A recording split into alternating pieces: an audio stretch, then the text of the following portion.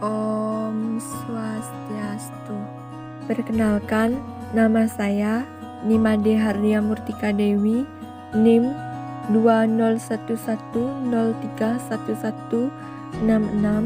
kelas 1D.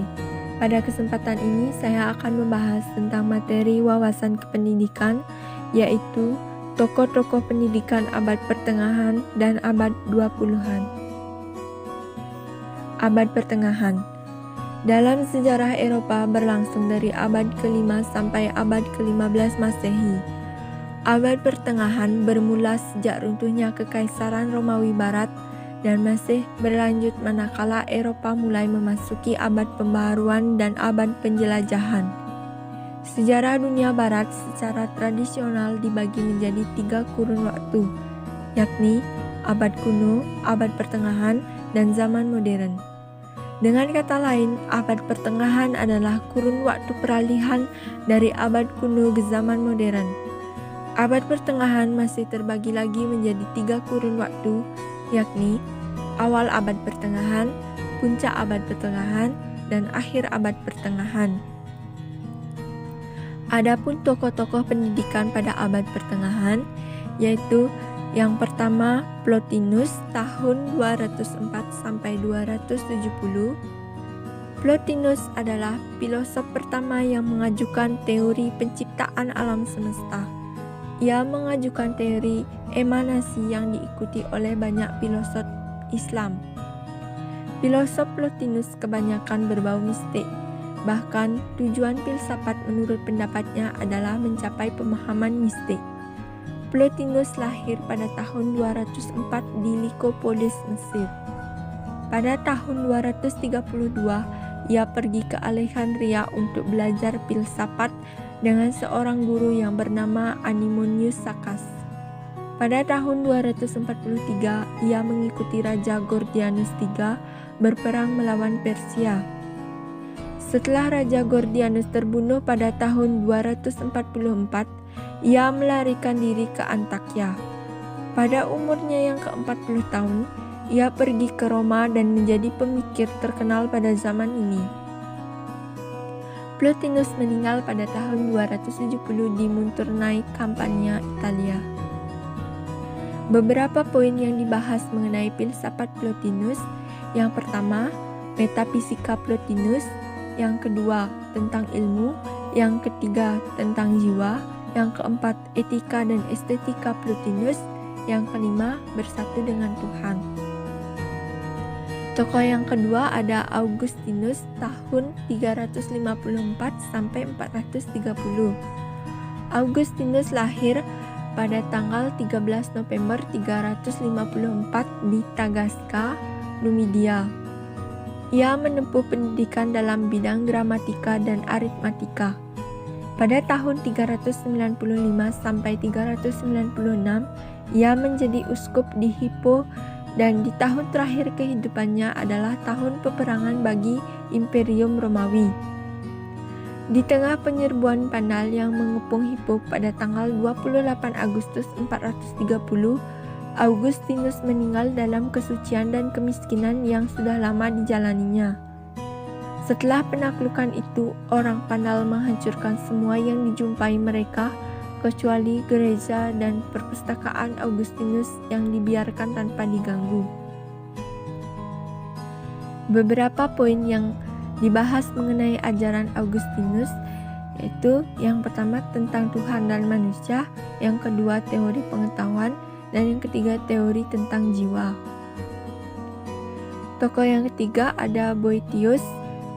Boethius adalah filosof yang semasa dengan Augustinus dan memiliki gaya yang hampir serupa. Bukunya yang berjudul The Consolation of Philosophy merupakan buku filsafat klasik. Ia dikatakan sebagai penemu quadrium yang merupakan bidang studi pokok abad pertengahan dan sebagai filosof skolastik pertama, karena ia berpendapat bahwa filsafat merupakan pendahulu kepada agama. Tokoh yang keempat ada Anselmus tahun 1033 sampai 1109.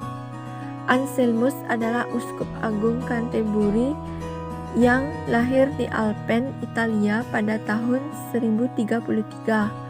Ada 3 karya yang dihasilkannya, yaitu Monologium, membicarakan adanya Tuhan, Proslogium, membahas tentang adanya dalil-dalil Tuhan, dan Cur Deus Homo, Why God Become Man, berisi ajaran tentang tobat dan petunjuk tentang cara penyelamatan melalui Kristus. Pendapat Anselmus Credo, ut intellegem, believe in order to understand, atau percayalah agar mengerti, adalah ungkapan yang menggambarkan bahwa ia mendahulukan iman daripada akal. Ia juga mengatakan bahwa wahyu harus diterima dulu sebelum manusia mulai berpikir. Jadi, kesimpulannya, akal hanyalah pembantu wahyu. Beberapa poin yang dibahas mengenai ajaran Anselmus. Yang pertama tentang iman, yang kedua pembuktian adanya Tuhan. Tokoh yang kelima ada Thomas Aquinas tahun 1225 sampai 1274. Ia lahir dari keluarga bangsawan pada tahun 1225 di Roccasecca, Italia. Sejak tahun 1272, ia mulai mengajar di Universitas Napoli. Ia meninggal pada tahun 1274 di Lyons. Beberapa karyanya yang paling penting adalah Summa Contra Gentiles tahun 1258 sampai 1264 dan Summa Theologica tahun 1266 sampai 1273. Beberapa poin yang dibahas mengenai pemikiran Aquinas, yang pertama tentang teologi, yang kedua tentang jiwa, yang ketiga tentang teori pengetahuan, yang keempat etika Aquinas, dan yang kelima teori politik. Yang kedua abad 20-an. Tokoh-tokoh aliran pendidikan abad ke-20 di atas akan dibedah sebagaimana berikut. Yang pertama ada Dr. George Kersensteiner tahun 1854 sampai 1932. Dr. George Kersensteiner mendapat gelar sebagai Bapak Sekolah Kerja di Jerman. Ia berpendapat bahwa tujuan pendidikan ialah pembentukan watak dan pembentukan warga negara yang baik. Definisi baik di sini sangat erat kaitannya dengan sejauh mana warga negara tersebut cakap dan sanggup menjalankan pekerjaan untuk berbakti kepada masyarakat. Dia memberikan ciri kepada warga negara yang baik, yaitu 1. Tiap orang adalah bekerja dalam salah satu lapangan jabatan. Yang kedua, tiap orang wajib menyumbangkan tenaganya untuk kepentingan negara. Yang ketiga, dalam menunaikan tugas tersebut haruslah disesuaikan kesempurnaannya, agar dengan jalan itu warga negara ikut membantu mempertinggi dan menyempurnakan kesusilaan dan keselamatan warga. Dr. George Kersensteiner berpendapat bahwa kewajiban utama sekolah adalah mempersiapkan anak-anak untuk dapat bekerja. Kersensteiner berpendapat bahwa bekerja adalah melakukan pekerjaan tangan, sebab pekerjaan tangan adalah dasar dari semua ilmu pengetahuan, adat, agama, bahasa, kesenian, ilmu pengetahuan, dan yang lainnya. Sekolah harus mampu menyiapkan peserta didik yang siap dan memiliki keterampilan. Teori ini menjadi sebuah landasan dari sekolah menengah kejuruan atau SMK. Dia membagi menjadi 3 golongan sebuah sekolah keterampilan, yaitu sekolah perindustrian, sekolah perdagangan, dan sekolah rumah tangga. Yang kedua ada John Dewey tahun 1859 sampai 1952. Menurut Dewey, sekolah harus menjadi tempat persiapan anak untuk terjun ke dalam masyarakat.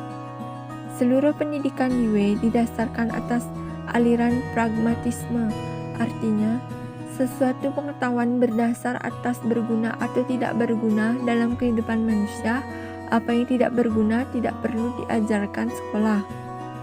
Sebaliknya, apa yang menguntungkan bagi hidupnya lah yang harus diajarkan. Alirannya sangat dipengaruhi oleh aliran behaviorisme dan pragmatisme.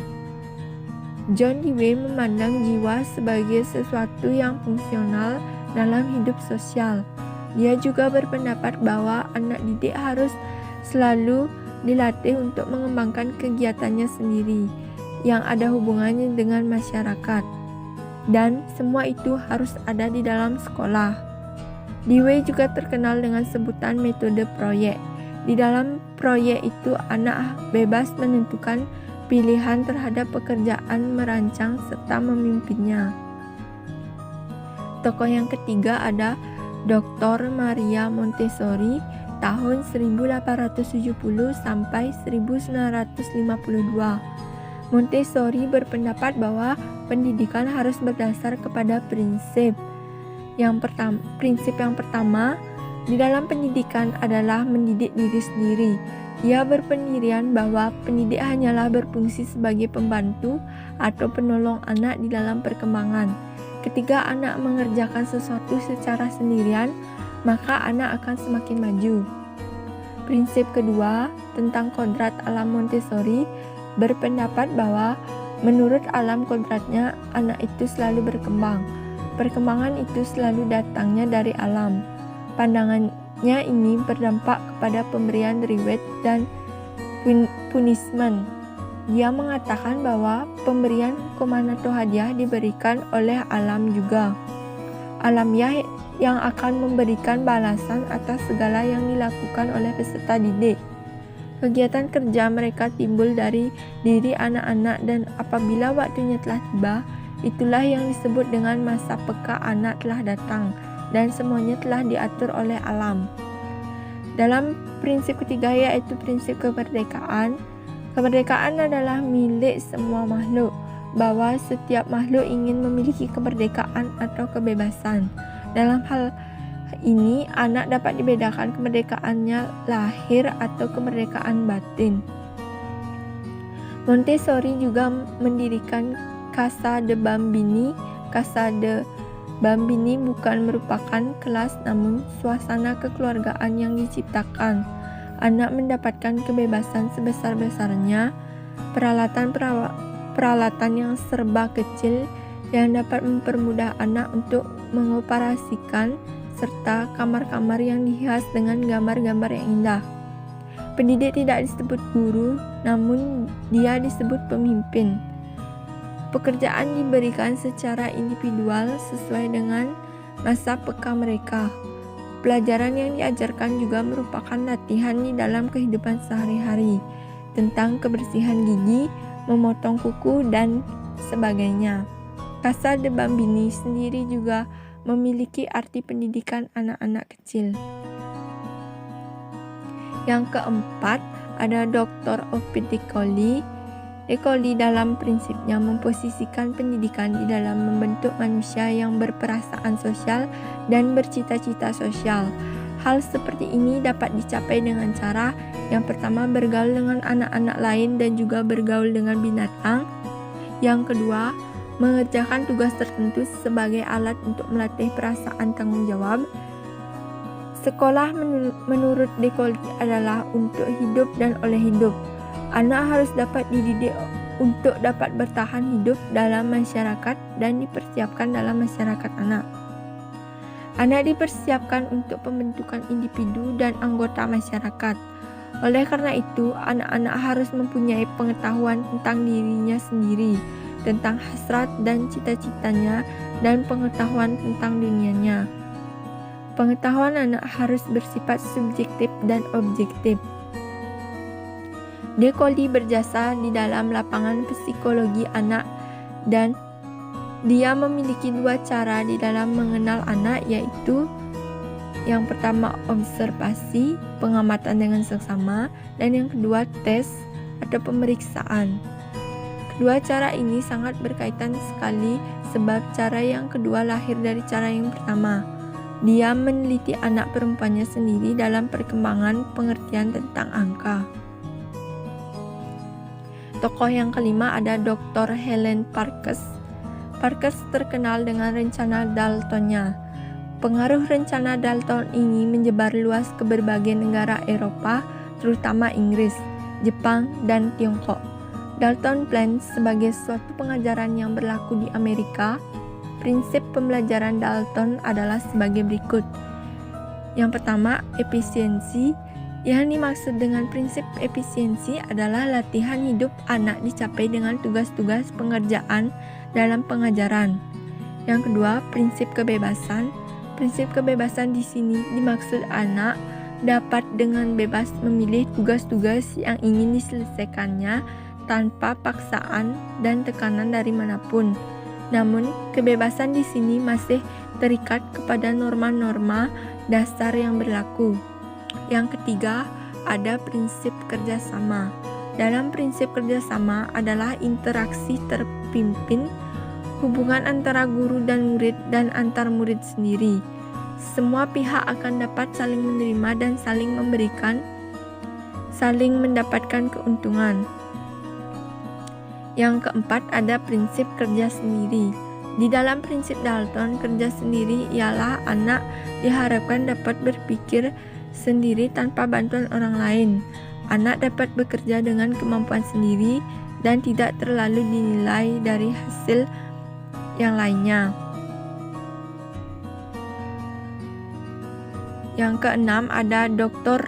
Rabindranath Tagore tahun 1861 sampai 1941. Ia tokoh humanis dari Hindia. Prinsip pendidikannya didasari dari kondisi sosioantropologis di India saat itu yang masih menganut sistem kasta. Pendidikan mendahulukan golongan atas karena golongan inilah yang memiliki pengaruh kepada rakyat jelata dan diharapkan golongan atasan dapat memberikan pendidikan dan pengajaran kepada rakyat jelata. Pendidikan baginya adalah untuk seluruh rakyat dan dilakukan oleh rakyat. Pandangan ini mempengaruhi proses pendidikan di Indonesia seperti sekolah kerja, kayu tanam, dan taman siswa. Dia juga menekankan kepada pendidikan ketuhanan untuk membentukkan kata hati. Dia tidak membedakan agama yang satu dengan agama yang lain. Dan pendidikan sebaiknya diselenggarakan oleh asrama agar dapat dilakukan pembinaan yang intensif. Sekian penjelasan materi yang dapat saya sampaikan. Om Santi Santi Santi Om.